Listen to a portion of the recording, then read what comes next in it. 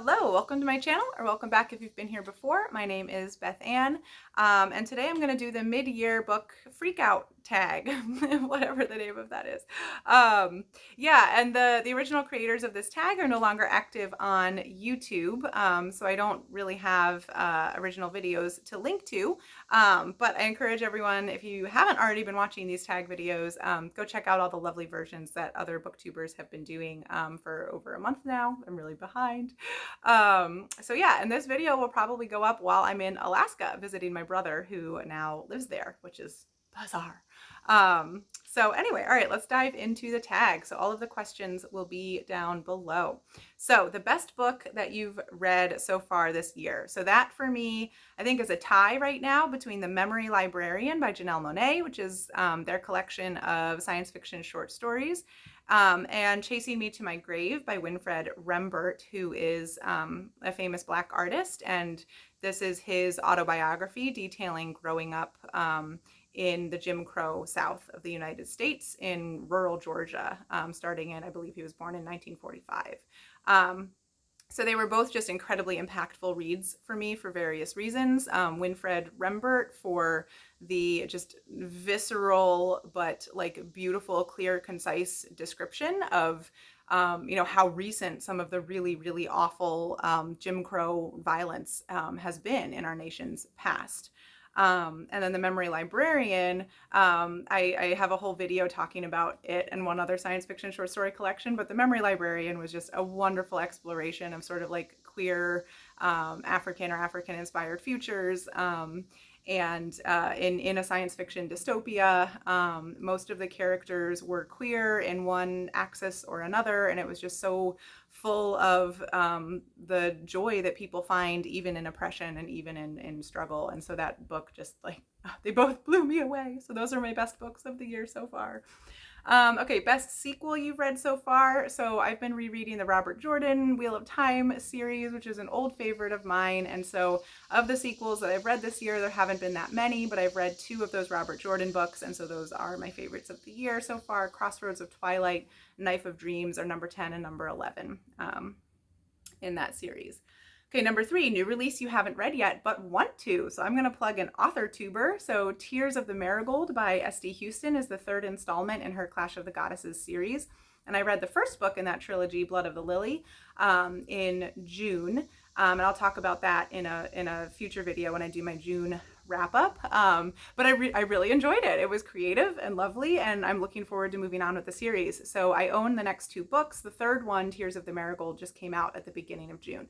So I'd really like to get to finishing that trilogy as soon as I can. And then the other new release that I really want to read is A Caribbean Heiress in Paris by Adriana Herrera, which she's one of my favorite romance writers. Her books almost always center people of color, especially people of Latinx descent, and there's often a lot of queer characters, and so I'm just really excited for that book. Okay, number 4, most anticipated release for the second half of the year.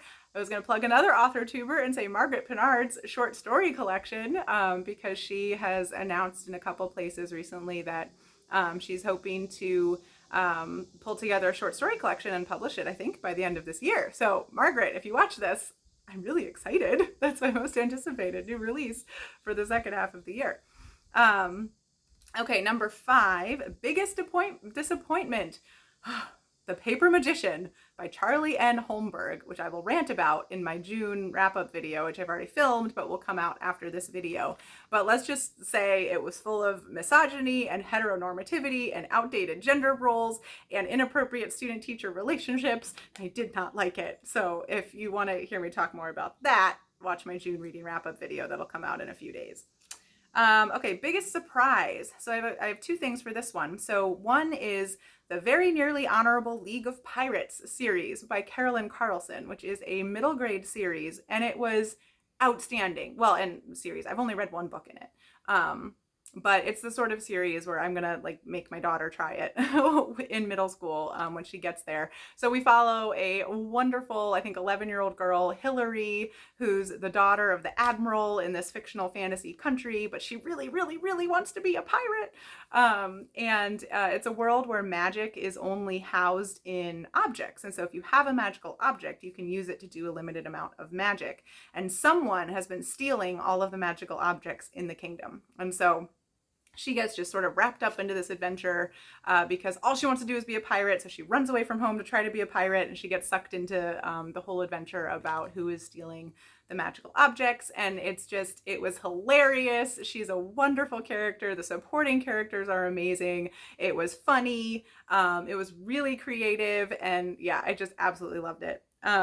Then the other surprise I want to talk about is Michael LaRon, who is an indie author who has an AuthorTube channel here, and he's also really prolific as an indie author in multiple genres, so many genres. But the books that I've been reading by him are his space opera series, Galaxy Mavericks. I've been reading those as buddy reads with John over at Hey Y'all Listen Up. We started in February, and we've now completed the 3rd book in the series, and we have just been finding them so consistently, just solid 4-star, enjoyable reads with compelling characters, totally action-packed, very quick to get through.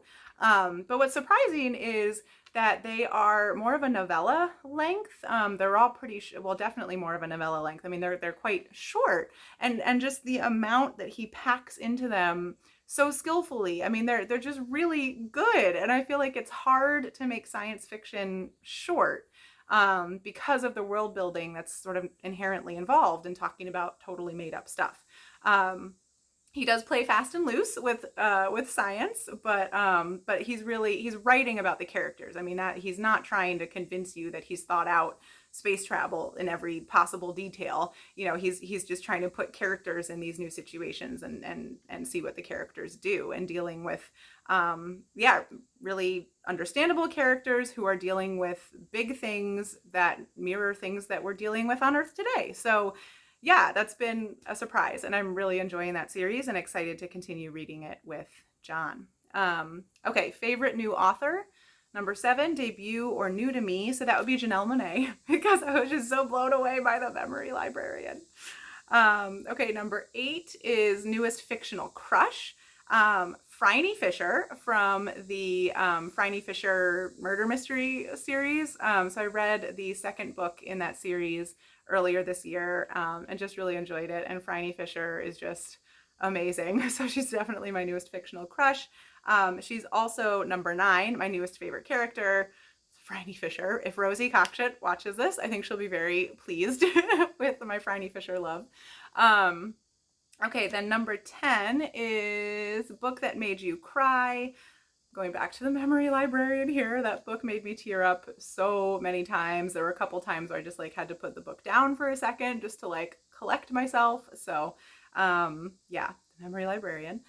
Book That Made You Happy. So I've read a lot of books that deal with some tough stuff, and then I've also read a lot of like light, fluffy fantasy that makes me happy. So, and the books dealing with tough stuff, they often do it in a joyful or hopeful way. So I don't know. It's hard to say. Like, there's many different levels of joy involved in my reading. So what I want to say is just all of them, because reading makes me happy, and I think I'm having a good reading year so far.